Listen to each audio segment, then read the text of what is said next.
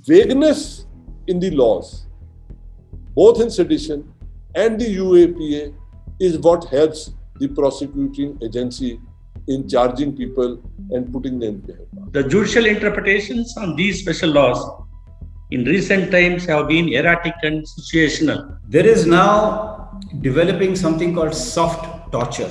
We know about third degree methods, we know about second degree methods. You have soft torture.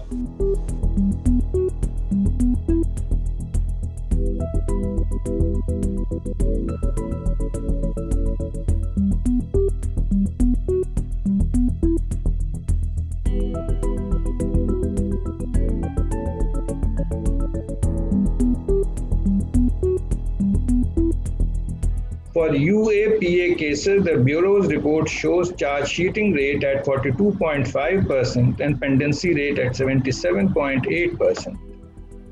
With such low rates of disposal and such high pendency, both at the investigation and the trial stages, it is no surprise that though the case might finally fail, the accused would come out of incarceration only after 8, 10, or in some cases even after 12 years.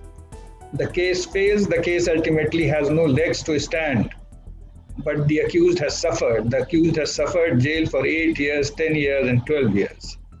It is therefore not incorrect to say that in UAPA cases, the process itself is the punishment.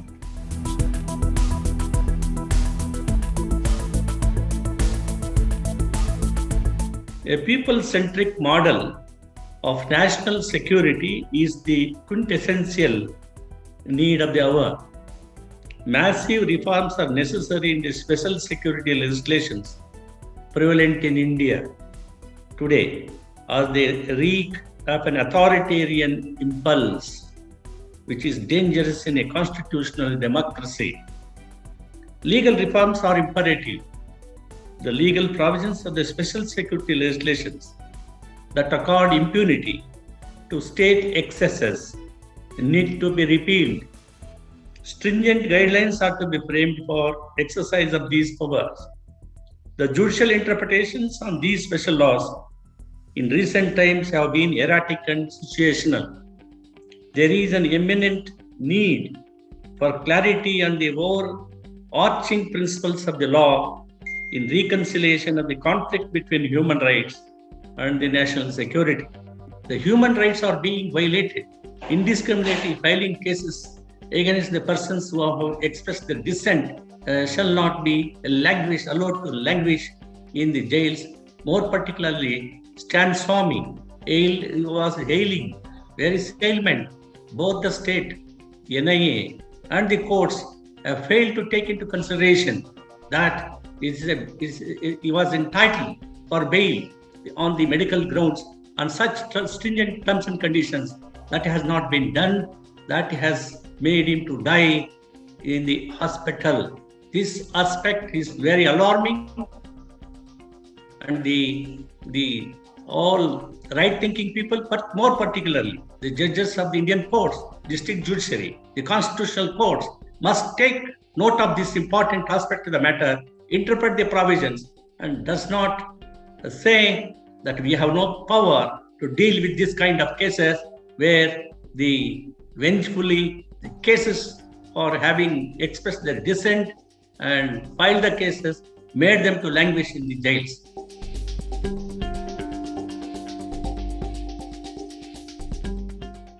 The Supreme Court in 1962, a 5-judge bench, gave a clear definition of what would amount to sedition. Sedition would only be if there is an incitement to violence or grave public disorder. Otherwise, your act will not just taking part in the farmers' protest like Disha Ravi did, which does not amount to sedition. See, this misuse of the law of sedition itself creates a problem because it is an attempt to stifle the voices of those who question the powers that be.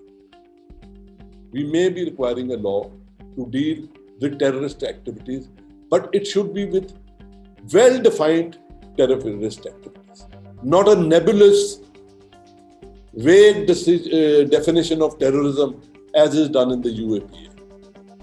What that has led to, and as pointed out by Justice Gopala Gowda, is the incarceration of people for years on end, knowing fully well, the police also knows fully well that no case is made out, but they add UAPA and the courts are reluctant to grant bail, or they feel that they can't grant bail. But what is worrying is what has happened recently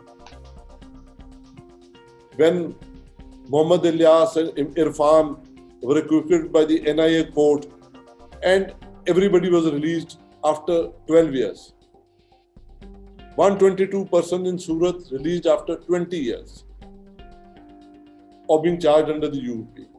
Natasha Narwal did get bail, but her father died during this period. Similarly, Siddiq Kappan's mother died while he was in jail.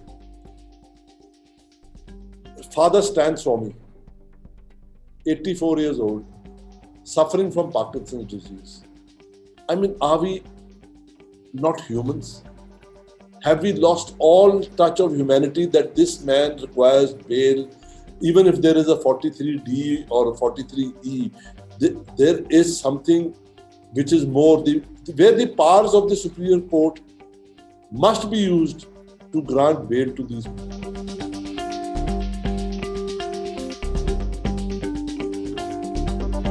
The only way is accountability.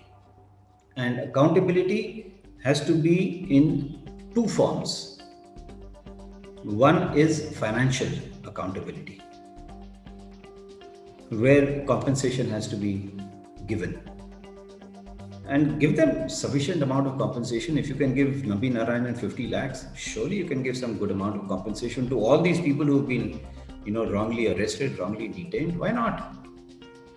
And once the courts start telling the police or the prosecution that, listen, you better pay 5 lakhs, 10 lakhs, whatever, I think they'll probably come to their senses. That is one aspect. The second aspect, which we have not looked into at all, because we think that 5 lakh rupees is given, sab theek ho jayega. There's a lot of mental trauma, not only for the person who believes he's innocent and is eventually proved to be innocent. We are not looking at that mental aspect. And that is also very, very important, because you're going to be having people who are frustrated, whose families are frustrated, whose friends are frustrated, whose relatives are frustrated, that here is a man who is innocent and wrongly incarcerated. And for what? For doing, for something which he hasn't done. What is the kind of society that we are trying to develop, through this process? There is now developing something called soft torture. We know about third-degree methods, we know about second-degree methods. You have soft torture.